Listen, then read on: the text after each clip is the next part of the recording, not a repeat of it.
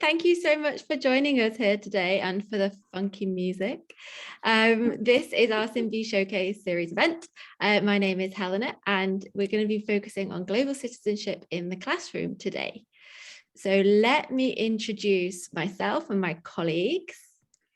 So first up is our headline, is Adrienne. Adrienne is an author, elementary teacher, and our Chief Learning Officer here at Simbi.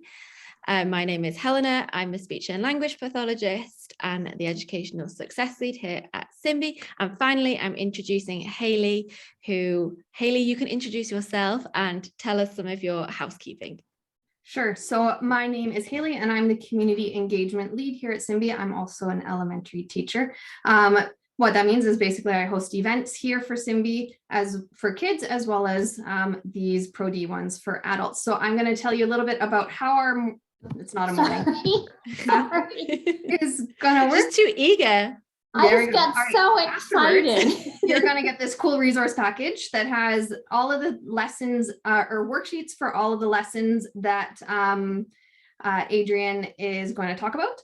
And that will be emailed to you afterwards. You'll also get a copy of the event or the slide deck, so you don't have to desperately be scribbling down everything. You'll get a copy of all the important information. So if you have any questions during the event, for the Q&A at the end, you can send a message either directly to me or you can put it on the chat for everyone. And when Adrienne asks some questions throughout, you're more than welcome to answer in the chat as well. So I think that's all the housekeeping that I need to do. I think, Adrienne, I can hand it right over to you. The last thing I was going to mention is we're being recorded. Right. So this is being recorded. I'll email it around afterwards, but just so that you're aware. And then Adrienne, you're off. Okay, thank you so much. And I know if you've been to any of my own webinars, not the Simbi ones, but the ones I put on myself, you do not get the fancy music or someone introducing me. So that's all because I'm now gratefully working with this amazing team that helps me do all of these tech things that I'm not very good at. As you could see, I was just fast forwarding through very quickly with my eager clicker. So anyways, thank you to Helena and Hayley for all their work. I'm so happy to be here. This is a subject near and dear to my heart, and I'm excited to be able to share in just this very brief time together a little bit about what I like to do in the classroom to promote global citizenship and stewardship with our young learners. So thank you so much. I know this is a really, really busy time. I know it's, report card and sort of the last push and stretch before spring break. And I do know how tired people are. So I'm grateful that you are joining me. Yeah, just thanks for spending the hour. Happy Tuesday. Isn't that wild? The 22222. I'm sure you probably did some fun things in your classroom, but I thought that was kind of a great day to have math and all sorts of fun lessons.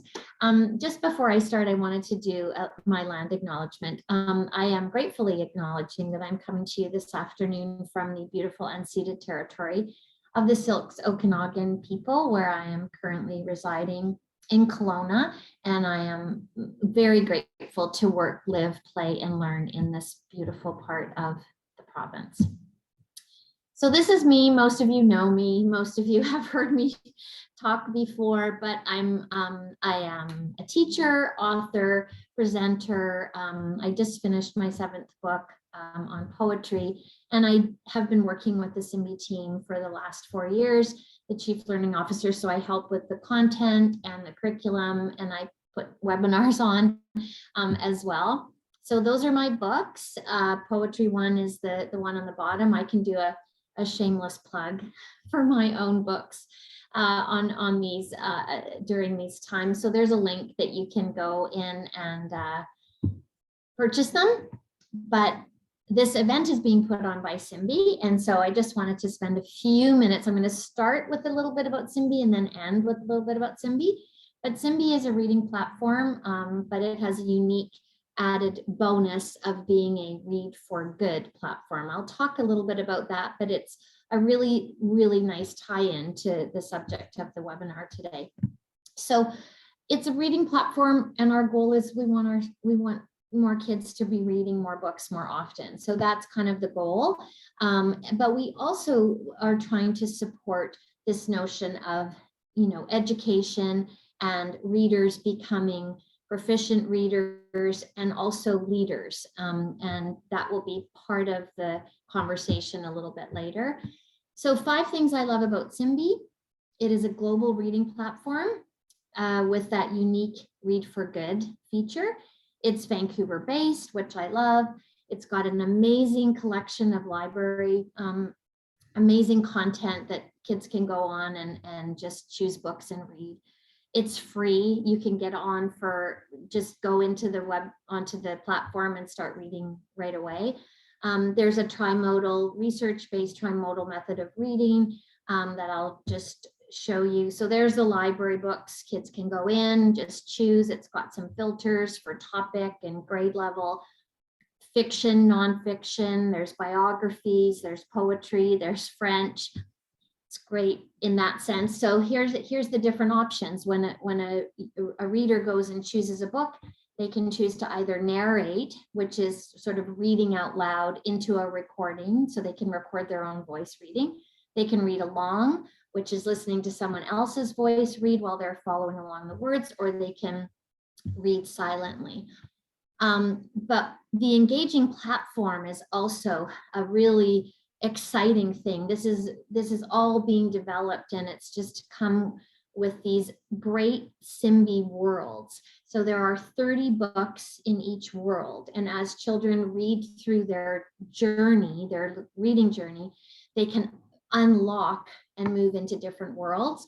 So it's really exciting. Haley was telling us earlier today that her 5-year-old unlocked 3 worlds in one weekend. So that meant he read through 90 books. Now he was listening to the books, but it's very motivating. The kids get excited about moving through their journeys. Okay, so that was a little bit about Simbi. I'm going to come back to it at the end. But let's get started and talk about global citizenship and what that looks like in a classroom. I'm going to start by giving you a little bit of a background about how I have sort of come into a place where I'm really passionate about this. And one of the books that I wrote that is really very much linked to this idea of getting kids to really look at themselves in terms of a global citizen, and not just a child in a classroom.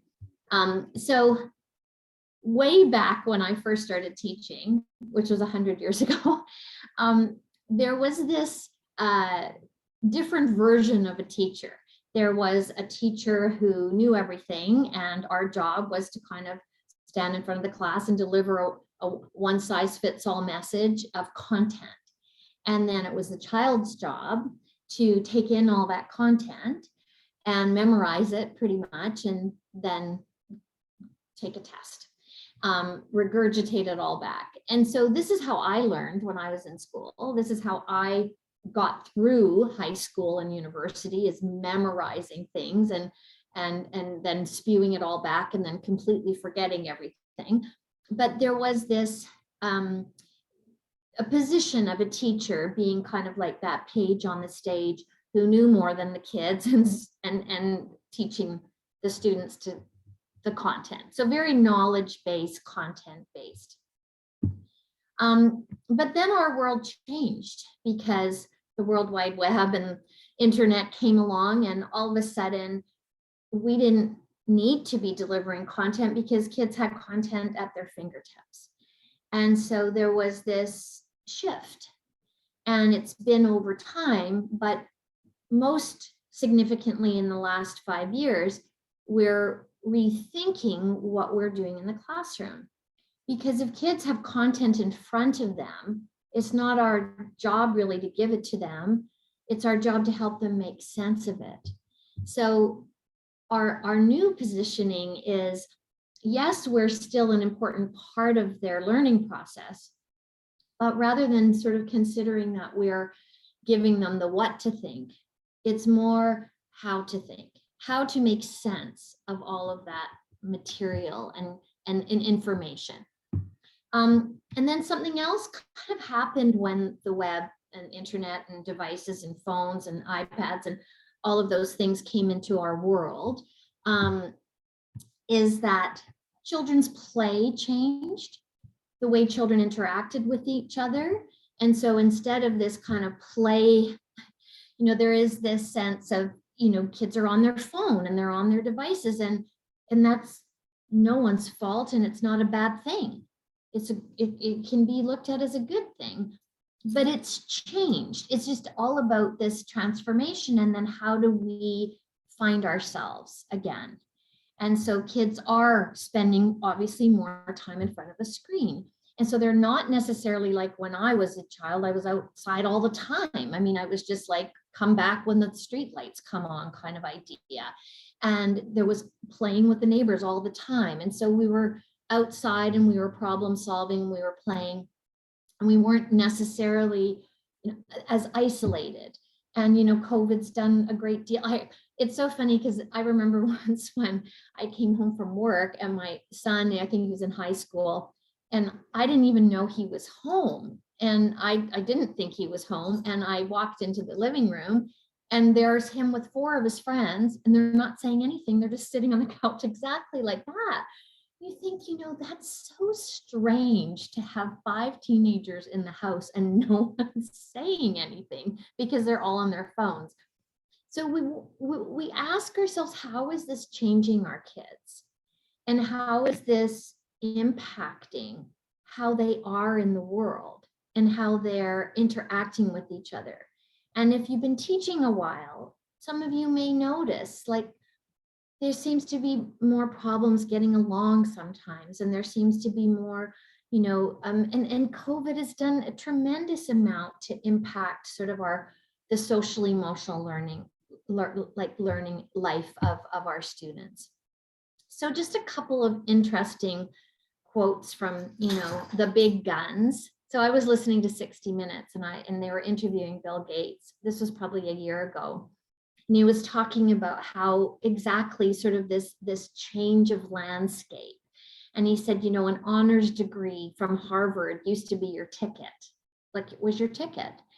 But now it's not enough anymore. We're looking for thinkers, problem solvers, collaborators, communicators, compassionate people who care about themselves, others, and the world. And that's a very interesting and reoccurring theme. You're going to see me. I'm going to put up a lot of slides that have the same message, who care about themselves, others, and the world. So here's Jack Ma. He was speaking at the World Economic Forum, but he was actually speaking to educators about education. And he said, education's a big challenge now. We need to move away from a knowledge-based curriculum and teach our students what he defined as soft skills, skills that make us unique from computers. If computers can do it, we don't need the humans. So we have to teach humans something different, makes them unique. And what makes us unique from computers is value, believing, independent thinking, teamwork, and care for others. There it is again, that care for others. So our redesigned curriculum in British Columbia, if you're coming to us from other places in possibly other provinces, our redesigned curriculum is now maybe 6 years old. But when it first came out, there was this very big sort of new approach with social emotional learning and competencies. And they were really focusing on, BC was probably one of the first curriculums in the last 10 years that really stepped up that focus on the personal and social learning. So they say personal and social competencies encompass the abilities of students to thrive as individuals, to understand and care about, here we go again, themselves, others, and to find and achieve their purpose in the world. And our First Peoples Principles of Learning, we have this in British Columbia. And if you look carefully at their outcomes, it's coming again. Learning requires exploration of one's identity. So that's self. Learning involves the consequences of one's actions. That's how we get along with others. And learning ultimately supports the well-being of self, family, community, land, spirit, ancestors, and that's growing out to the world. So you'll see this common theme throughout. This is one of the best professional books I've read in a long time. It's called Street Data. And there's a big focus in this book on student agency. And I'll just read this quote. In the social ecology of the classroom, agency is about connection to self, peers, adults, the community, beyond the classroom, and ultimately the world. There it is again. So if we kind of take a step back and think, okay, so all of these changes have happened, and we have now a different landscape on which educators are positioning themselves. So what is our role? So there's all of these things that we've talked about: creative and critical thinking, students at the center of instruction, not the teacher, reflective habits of mind, getting kids to reflect on their learning, competencies alongside content, individual needs rather than the page on the stage delivering the one-size-fits-all lesson, extending equity, deep learning for all, soft skills alongside hard skills, preparing students for adult life. As Bill Gates said, the honors degree from Harvard is not going to cut it anymore. We need problem solvers, deep thinkers, independent thinkers, and people who care about themselves, others, and the world. And if that is how we prepare our kids for the world, then we need to be doing that in our classrooms. So here are some questions. So that's what we need to do. How do we do that? How do we create the learning environments that equitably support thinking and agency? How do we provide structure and flexibility that help kids become thinkers and critical thinkers and problem solvers and collaborators? And how do we create a classroom community that encourages kindness and compassion and care for self, others, and the world? So these are our challenges in the classroom, and this is an important layer that we need to be thinking about. So when all of this conversation started with our redesigned curriculum in BC, this was when I wrote my book, Powerful Understanding, because I really did feel the need to focus on these three layers of self, others, and world. And I wanted to come up with ways that teachers could have an access point for finding a way in to help their students in that aspect. So I'm not going to talk about the first two, because this is all about chapter 3, which is deepening our understanding of the world. And this is where our global citizenship kind of falls. But I wanted to put this into context.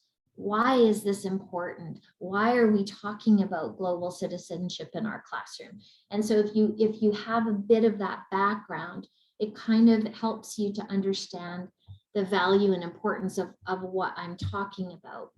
And so in my book, I go through these different areas of global citizenship, global justice, global access to schools, our global footprint. So there's many different lessons that we can do. So today is about kind of finding a way in and giving it purpose, but also giving you lots of ideas that you can try in your classroom of how this can make its way into your children's hearts and minds, and really create that community in your classroom of global citizenship. So what is it? What is citizenship and stewardship, and why is it important, and how are you currently finding ways to teach your kids about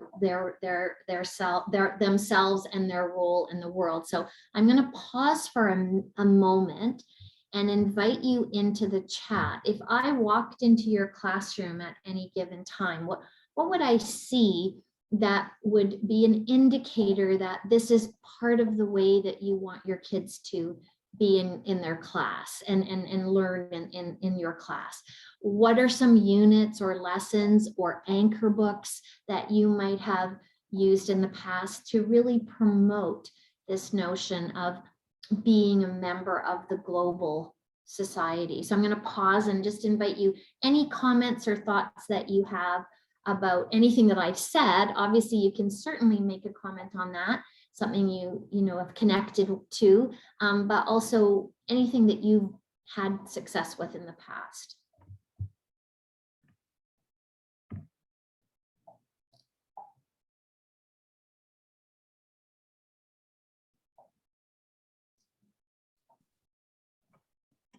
Yes, so thank you for talking about anchor books, because if you know me, you know how important those.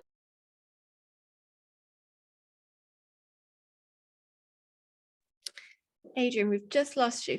I think you've popped on mute.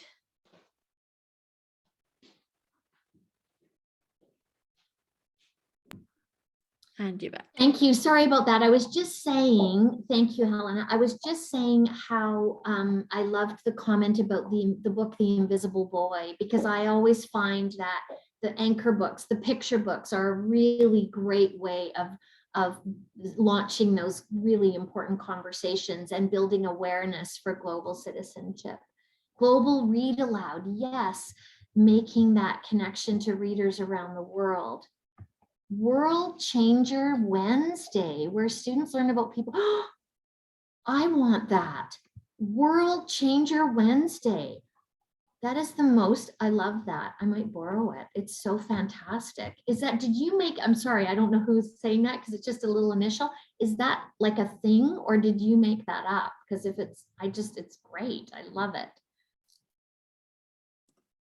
Connecting to other cultures, very, very good. Love it. Nature grade 1 class. So we spend a portion of each day learning outside and ownership of it. Love it. It's so good. Connecting to the environment and community and expanding. Brilliant. These are so good. So Adrienne, Lucy added that the World Changer Wednesdays is something that she made up and that her class loves it, and that she uses books, and eventually the kids get to pick the people. Fantastic. That is great. I think I will. I'm going to borrow it. I'd love you to put your name, your school and district in there so I can, if you don't mind, I'm going to quote you on it, because I love things like that. Okay, so I'm going to start sharing lessons. And again, depending on your grade level, you're going to have to possibly do a little bit of adapting, because of course we want to be trying to meet the needs of all of our grades. But this book is one that I've read in grade 1, I've read in grade 5, I've read in grade 7. It is kind of one of those universally accessible books. And it's Peter H. Reynolds, one of my favorite authors, who wrote The Dot and Ish. And so this book really gives us that entry point into what I call change agency, becoming a change agent. And that's sort of my connection to global citizenship, that there are people, that's almost like, the Wednesday day is change agents who make a difference in the world. But this is a great book to launch that. The world needs your voice. Mine? Yes, yours. Go ahead. It doesn't have to be perfect as long as it comes from your heart. Some people find it easier to say something than others, but everyone has something to say. You don't have to be loud. Powerful words can be a whisper. You can say something in so many ways, with words, sorry, I have to move the chat, with action, with creativity. If you see someone lonely, say something by just being there for them. If you see something beautiful, say something with a poem. If you see an empty lot, say something by planting a seed and watching it bloom.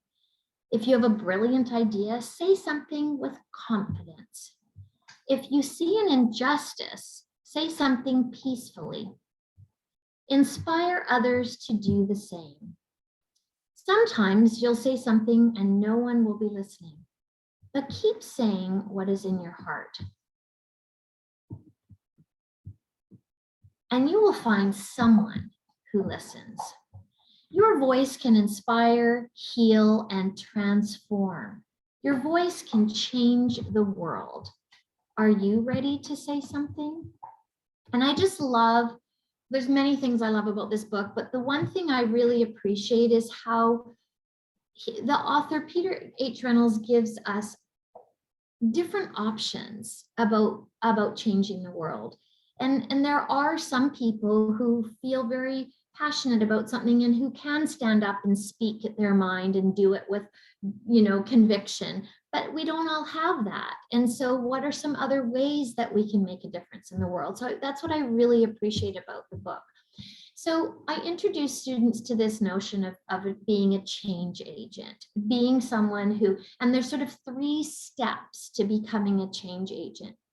It's the noticing a problem or an injustice, which leads to a thinking of a solution, and ultimately the act to make the change. Now, many of us notice and think about things, but it is that 3rd step, that actual putting it into action to make a difference, that ultimately is what kind of creates the change agents.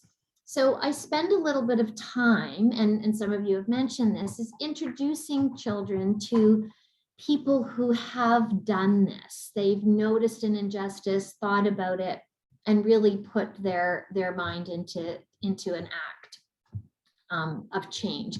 So Greta, I think most of us are very familiar with her, but I always like to share, and I tried to include a couple of links that I think might be helpful.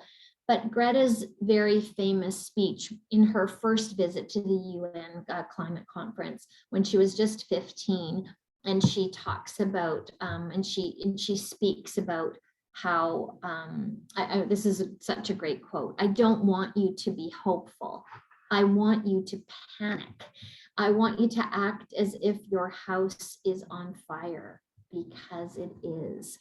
And that's the title of Jeanette Winter's book, Our House is on Fire. But, just the story of how she started her, she stood on the steps of the Swedish government and did the one-day strike, and how just that action led to this huge following and these big protests. And, she's one that is someone who does use their voice and who did have the conviction and the confidence.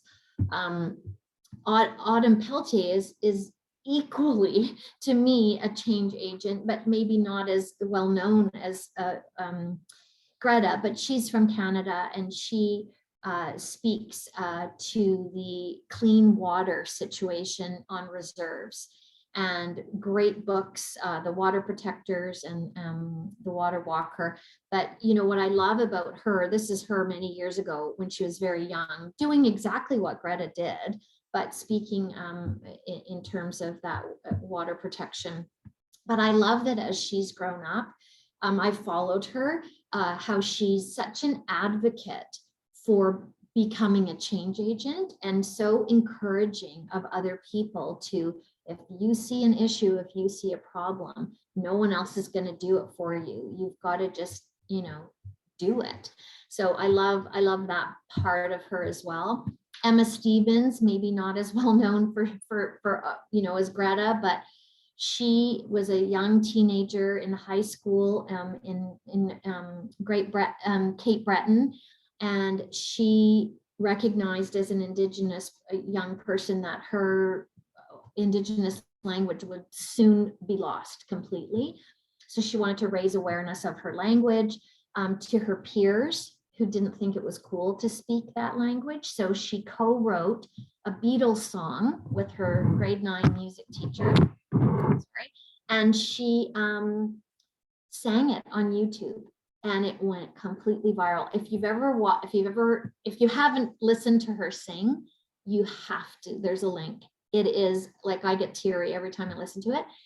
Paul McCartney heard it, flew her and her music teacher to Vancouver when he was performing at GM Place there. And I mean, it was just, it's an amazing and remarkable being a change agent, making a difference. Simon Jackson, who noticed that the land was being overdeveloped where the spirit bear lived, and there was going to be none of them left. And so he started this movement to save the land. And of course, tomorrow we have this incredible day started by two teenagers who saw someone being bullied for wearing a pink shirt, bought 50 t-shirts, brought them to school, handed them out. And that act, 2007, that happened. And look how that became, look at the movement now. I mean, it's just an incredible, those two teenagers who are now grown men. And so I want kids to feel inspired. I want them to know these stories and see these people and know who they are, and have a few of them maybe think about, you know, I want that to be me. Like, I could, what can you do? So I've given you a list of, you know, my favorite sort of change agent anchor books. And there's many things we can do with these. We can read them aloud and just introduce our students to these amazing people. Interestingly enough, there is no picture book. Like, I want to write one, but there's no picture book. There's many picture books about, you know, like orange, the one about the little boy that wears the orange dress. I mean, there's many books about this, but there isn't a picture book narrative about these two boys. So if you ever think about writing one, maybe I don't know. Oh, the last slide. Do you want this slide? The list of slides. Oh, thank you. You're already answering that. But so these are books that introduce our students to the people around the world who've done exactly what a change agent is. They've noticed, they've thought, and they've acted. And so we can read these books aloud. If you have older students, oh, sorry, this is one, sorry, I couldn't fit it on because it was one extra, and it bugged me that I had this nice little neat chart, and then I had one more, so I had to put it on its own slide.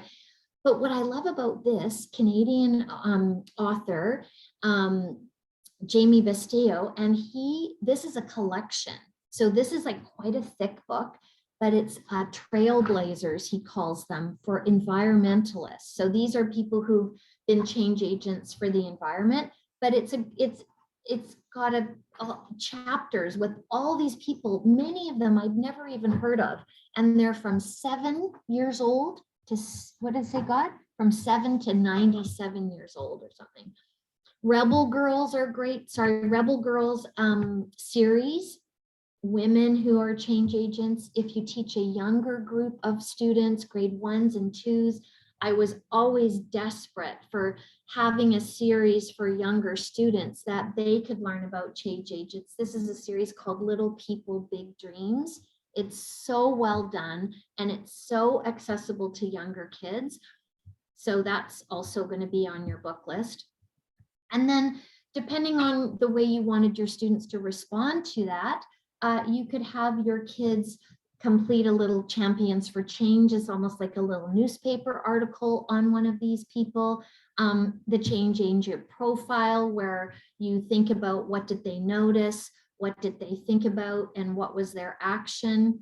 I've also included in your handout a list of youth change agents. So these are people, if you have an older student, an older class, maybe your kids could research one of these people and kind of present to the class. This was the person, this is what they noticed, this is what they thought about, this is the action that they took to make a difference in the world. So part of my change agent global citizenship, the first part is just really inspiring our students with people who have made a difference in the world. But then we want to turn it to kind of to them. Okay, now we've inspired you with all these people. What can we do? We can be change agents too. So there's different ways, and we go back to Peter H. Reynolds' book, there's different ways we can use our voice like Greta, we can be creative, we can be kind, like the two boys from the pink shirt day, we can use our words. So we want to start building up this kind of belief that we can make a difference in the world. So we can make a difference in our school, in our neighborhood, in our community. So what are some of the things that we can do? So I like to begin with, I call them the kindness change agent. So this is being a change agent by being kind.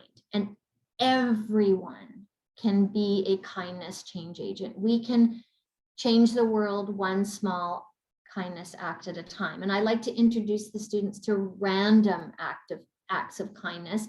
Here are 3 of my favorite books to introduce that topic, or that you can just pass on kindness, because if someone does something kind for you, it makes you feel good, and then that makes you want to inspire you to be kind to someone else. So these are books that all talk about that, passing it on. I talk about in my book, Powerful Understanding, I do a lesson called Leaving Your Heart Print. This is another way of doing random acts of kindness. And I talk to students about how if we leave a footprint or a handprint in the sand or in mud or in clay, is something that you can see. But a heart print is something you leave behind that you can feel. And so what we want, and this is a great thing to sort of work on in your class. Some of these activities really help to build this kind of kindness spirit in your class community. But leaving heart prints means doing kind things for people without necessarily letting them know that you're doing it. It's just that leaving a heart print. So this will be in your package, but describe 2 ways that you will leave your heart prints at school, and describe 2 ways you will leave your heart prints at home. And so I just wanted to share this one with you because it makes me laugh. Something you can do at school to leave a heart print. And so this is a little boy said, tell the librarian she's beautiful. And then what he's going to do at home, put my dishes in the dishwasher. It just seems like a very different kind of thing, but it's a great thing to have them. And then we do on the bottom is like a reflection. What did you do? Tell us one experience of leaving a heart print, and how did it make you feel? It's very similar to the bucket, how full is your bucket, that idea.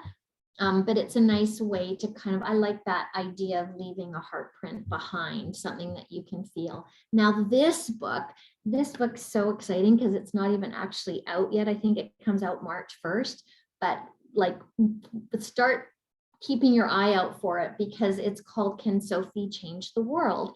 And it's so in tune with this idea of being a kindness change agent.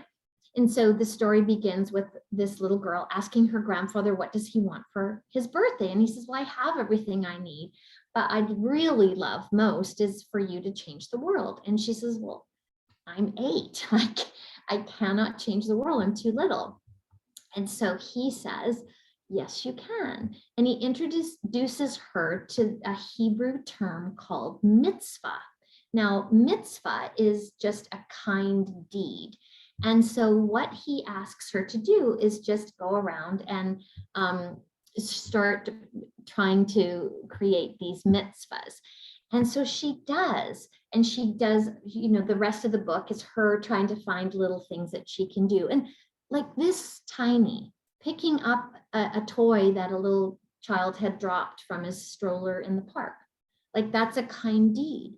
And so, but what's so great is at the end of the book, she creates this mitzvah flower and she writes down all the kind deeds that she did for the week, glues them on, and that's what she gives her grandfather for his birthday. And so what a great activity to do in your class, make a mitzvah flower. Either an entire class could create a flower together, or children could do their own.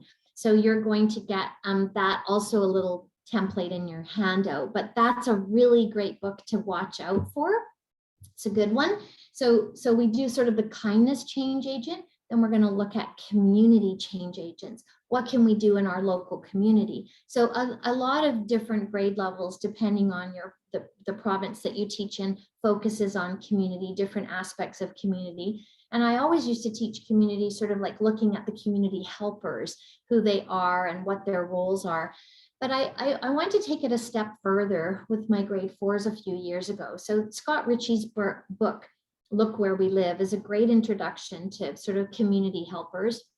So we start out looking at our own local community. What are some places that you visit regularly? And be very specific, like the swimming pool, what's it called, the restaurant your family goes to, the corner store you go to where your mom goes to get some milk, the school, the park that you visit. And so we kind of brainstormed places in the community. And then we really listed those, and we started thinking about all of these places that we go to regularly and sometimes don't even think about it. They're all actually helping us live a better life, right? The restaurants, the stores, the community center, the skating rink, all these places that offer us these experiences and these places to go. But if we're thinking about, being a community helper and a community change agent, we want to think about, okay, if we're getting all of this from our community, what can we do to give back?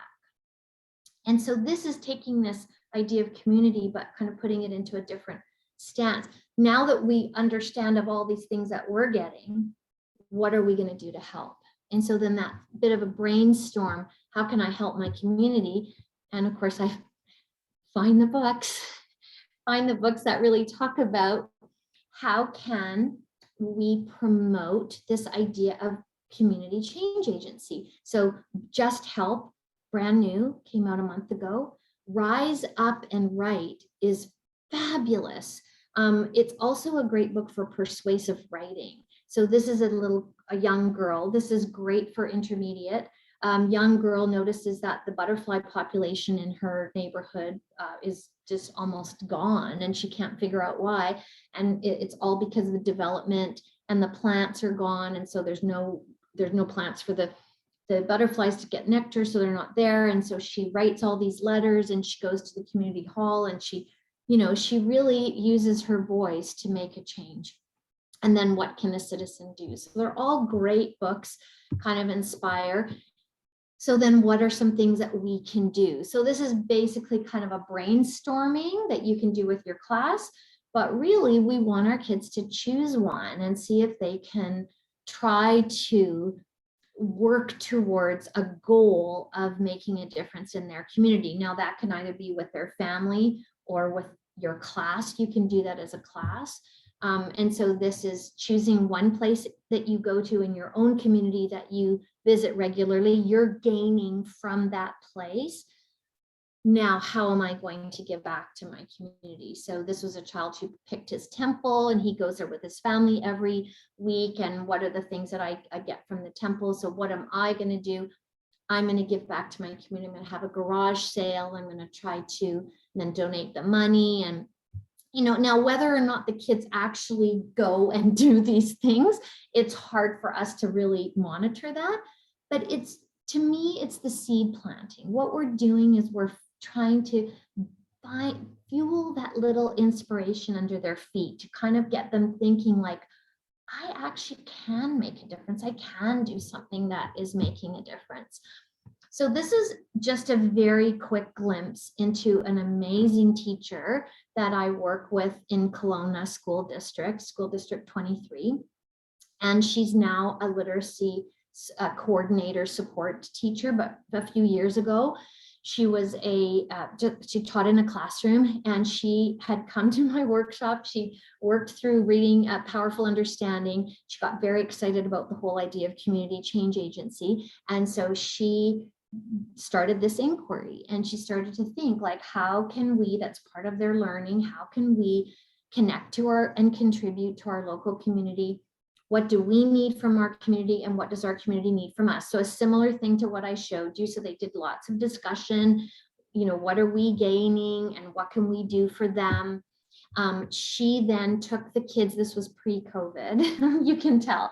She took the kids out into the community. They went on several walks. They went on the bus. They visited local stores. They visited, community centers, and they started to notice. So remember, the first thing about agency is you notice things that might need help. You notice, they invited people to come and speak. One of the speakers was talking about the importance of plants for butterflies and bees in the community. That was one of the things, and introduced the students to this. In their local community, they have this thing called the nectar trail, and a nectar trail is specific plants that had been planted to support bees. And so that was something that they learned about. But then there was a moment where they noticed that in the back of their school, the nectar trail literally stopped, and they could see that the plants had kind of been removed or pulled out. And basically the building of the school ground had disrupted the nectar trail. And so this led to this ignition moment, she called it, where this is what they noticed. And then they thought, wait a minute, very similar to the book I showed you about Rise Up and Write, where she noticed the butterflies were gone. Bees need those plants. And if the plants are gone, then the bees will be gone. And if the bees are gone, then all of the things that the bees do for our environment will stop. And so it's that kind of that cycle. And so we have a problem. This is what we can do. So what I love about this inquiry was that she didn't know where it was going. She literally, when they went out into the community, she had no idea what the kids were going to notice. This is true inquiry, right? You don't know where it's going to lead. And it was like, when she was explaining it, like it's all these things that happened that led to this, like the chain reaction. And so this was learned. And then all of a sudden they started doing this big bee unit in science. They were learning about bees, and someone got stung by a bee, and they were talking about how would the bee feel. And I mean, it just was incredible. Adrienne, and so then what are we going to do? Interrupt you for a second and just let you know that it's just after 1:45. So I'm your alarm clock. It's just after 1:45? I'm your alarm clock. No, but I'm so glad, because I was waiting for the 4:30 one, because I thought you were going to do this, and I'm going, oh, la, la, la, I'm doing so well. Oh, I'm doing so well. Okay, thank you.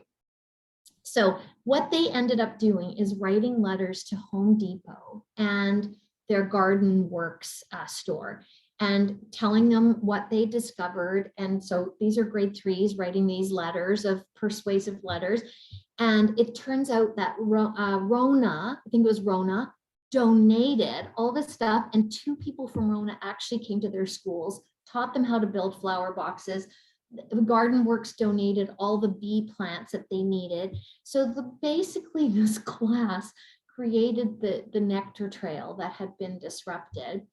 Incredible. And then they wrote books, because of course they needed all the kids in the whole school to understand they are not to touch those plants, and what they were for, and what they had done. I mean, talk about live change agency. Those kids will never, ever forget that. And whenever they go to the school, they are in grade 3, whenever they look at those planter boxes, they're going to know we made a difference in the world. Okay, I'm close to the end, but it's perfect timing, because I remember that I said I was going to come back to Simbi. So I'm going to end now talking about Simbi and how it connects to what I'm talking about, and how I came to start kind of working with them, because I'm so passionate about this. And to me, it's hard sometimes for kids to feel like they can make a difference in the world because they're 8 or 7 or 5 or 11, and they don't consider themselves change agents. We can help them. We can be that alongside them as they feel their way into this, but on their own, it's hard. So this is a reading platform with this element that sets it apart, in my opinion, with this Read for Good. It is a reading platform that turns the act of reading into an act of giving, and it supports global kind of global literacy.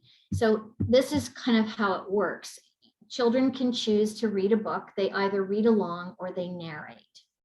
When they narrate, they can actually choose to, after they've read their book, if they choose, it's a choice, they can contribute or submit their recorded voice into what's called the Global Simbi Library. If it's approved, it then goes into this place where people all around the world, even kids that maybe don't have access to all of the material that they need to be proficient readers in English, are gaining. So it's their voices contribute to the global library. We have many books in the Simbi library that I would consider to be change agent books. So this is, the kids can be choosing some of these books to read and to narrate. So we have a whole library of books, some published, some are Simbi originals, we call them, written by some Simbi authors. And we focus, I'm part of the content team, we focus a lot on this. So this is just a really quick, I just want you to listen. It's a really quick example of some children narrating this beautiful story.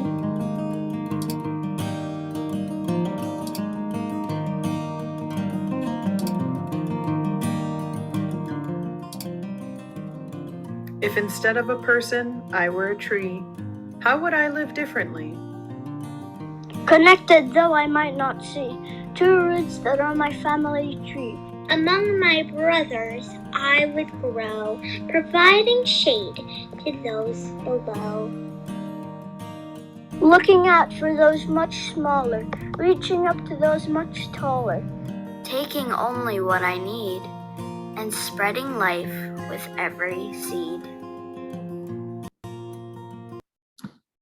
That makes, Haley and I talk about this, like just hearing that those voices and thinking that those voices are connecting people around the world, it's quite a remarkable thing. So this idea of symbiotic connection, kids in North America or in, communities where they have access to technology, they're reading on their iPads and they're reading and they're narrating, and then their voices are going around the world. And then Simbi is connected to the Simbi Foundation. And Simbi Foundation is a research-led organization that helps provide access to education and access to books to millions of refugees in refugee communities. And what they do, this remarkable thing that they do is they build bright boxes. So they are shipping containers emptied out and turned into solar powered classrooms. And so this is the Simbi Foundation. This is the nonprofit organization that we're connected to.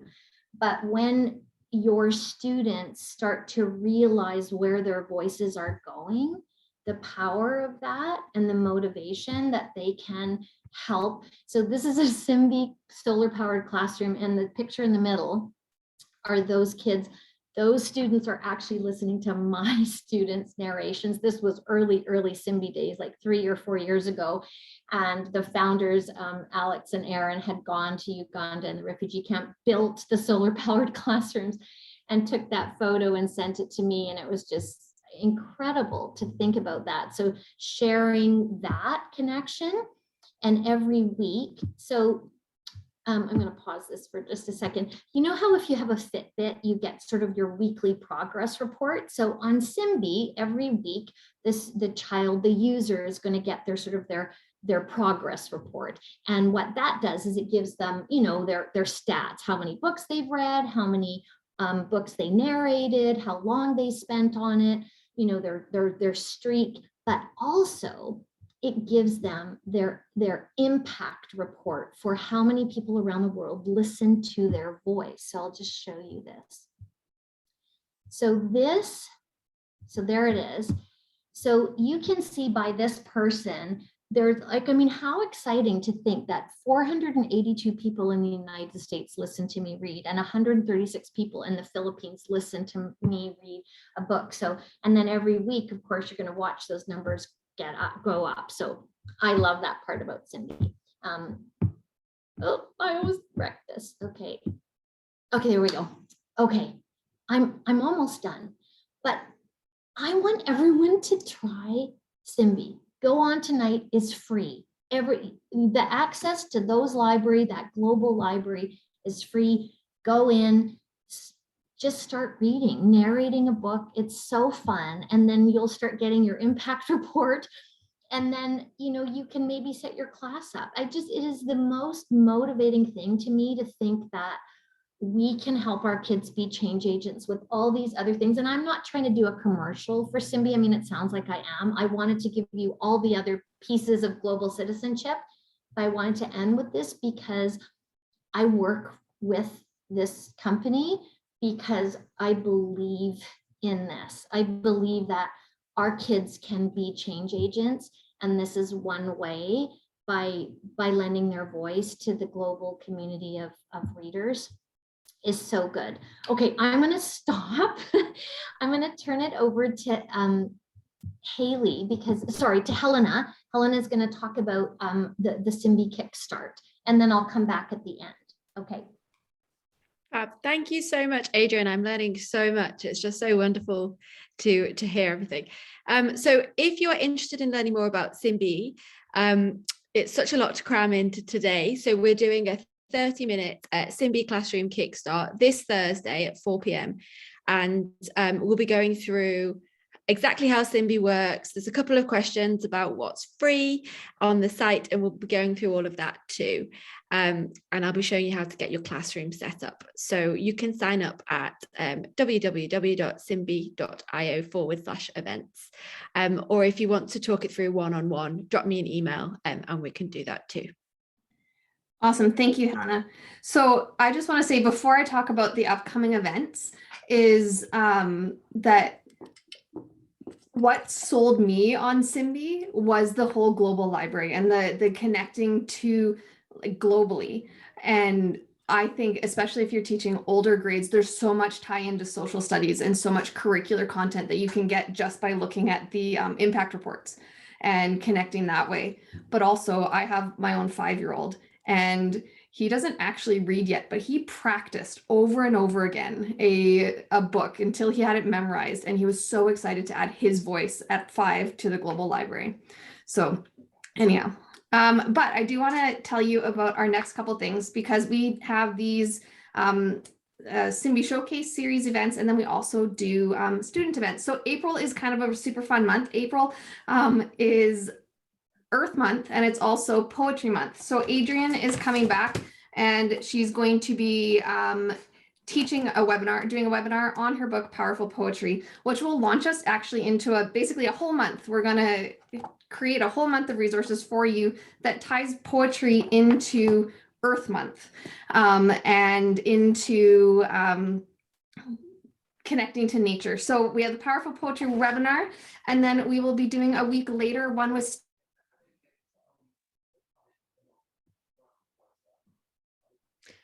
Oh, I think we've lost you, Haley. You've frozen. Maybe it's just for me. But I think Haley was just finishing off telling us that she's back. Am I frozen? You were frozen, but you're back. Okay, it says my internet connection is unstable. So just like the rest of my life. But Adrienne is really excited about this one. So this is our author visit for April, and this is Joyce Sidman. She is a poet, and she has written just an absolutely beautiful book of poems. So that is April. We'll send you out more information once it's actually planned, but it's going to be fantastic. So I want to invite you to that. I'm beyond excited about Joyce Sidman. Like, she's truly one of my favorite children's poets. So if you, she'll be reading from her book for kids, and the poetry webinar workshop, I'm also doing one with kids. So I'm doing one for teachers, and I'm doing kind of a webinar lesson, a poetry lesson with kids. So join the Facebook community, Simbi community Facebook. The link is there. And then if you follow that, all of these events will come up on the feed. So you'll be kind of up to date, and you'll know how to sign up for them. So last thing is, again, really encourage you to just try it out. It's free access to the great library. and just try doing a narration, submit your voice, be a change agent for global literacy, and then maybe your kids or your students will get excited about it too. So all of these, just one more reminder, your handouts, all the student templates that I shared with you, all the book lists, all the lessons, and all of these slides will be emailed to you either probably this evening, if not tomorrow, and you will have access to this recording as well, so you can share it. Okay, we probably went over, but were there any questions that came up in the chat, or were people mostly just asking questions that you already addressed? I think most of the questions we have answered as they've come up, but if Yes. you have more questions about being global change agents, there we go, or anything, feel free to drop them in the chat right now. We can answer a couple of them, but we do want to also respect everyone's time as well. So Adrienne. And you can also ask questions in the Facebook chat as well.